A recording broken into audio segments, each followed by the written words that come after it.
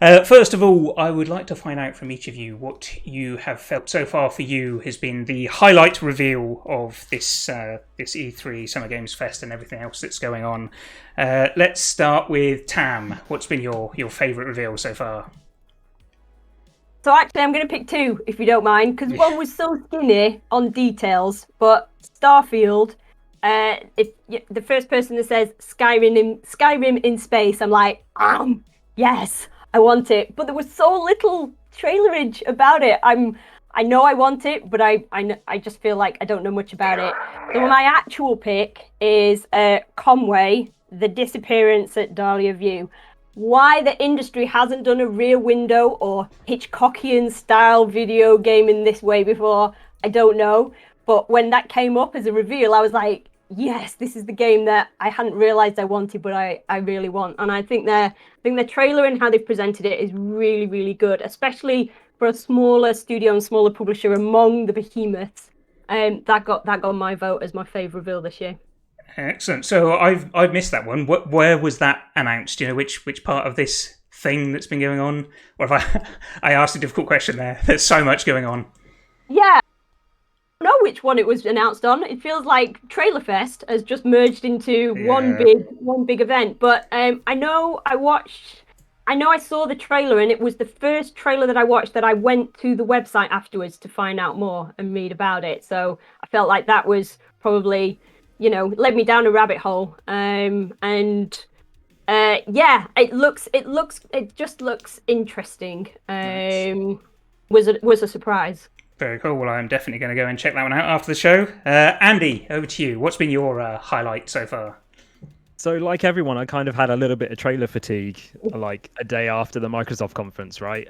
Where it was just like 2 hours of just trailers, trailers, trailers. And randomly, I started watching the limited run their conference, and it was just so weird. It's like 30 minutes of just weird 80s, 90s gaming nostalgia, and it kind of perked me up. It made me feel excited about E3 again. So credit to those guys for putting on an awesome like showcase.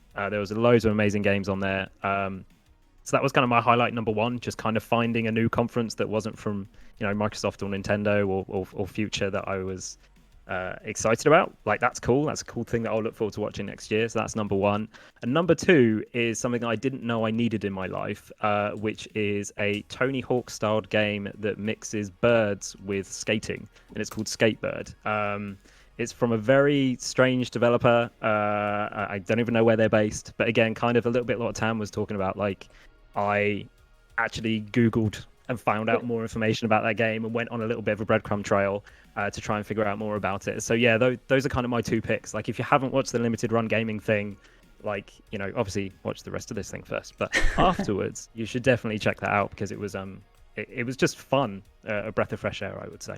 That's definitely one of the things I do enjoy. Yeah, we've got the huge AAA announces, and that's all very exciting and fun. But some of the more niche releases, some of the indie releases, just really highlights just the breadth and depth of games, both games being created and the games creators as well. I really enjoyed the Day of the Devs show, and they actually had the devs introducing their games, and you got to see people all over the world in various size studios. I thought that was really nice. Nice.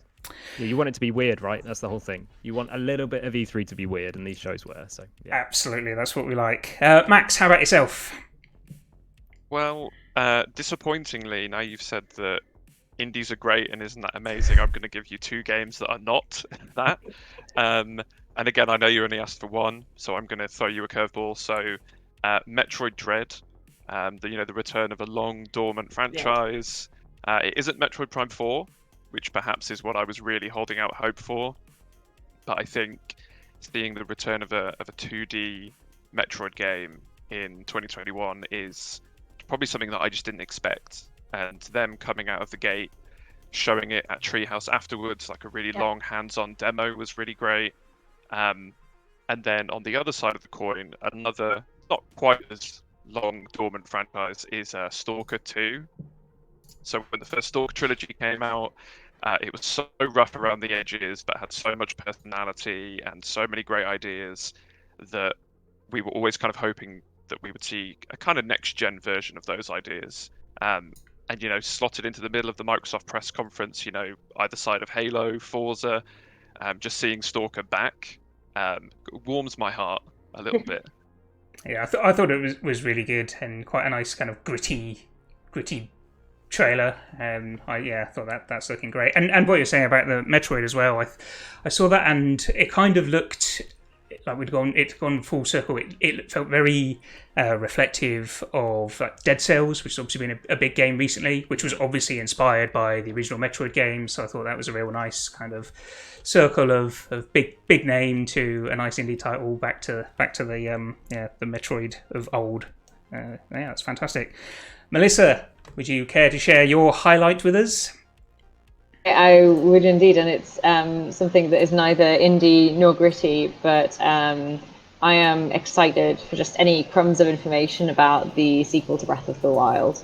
And I love seeing the way that they are sustaining this level of excitement over such a long period of time. I often use Zelda as like an example when I'm talking to indie devs about marketing of like, we aren't Zelda, so we can't do this. Like, we can't sustain this level of excitement because we don't have that strength of marketing and IP behind us.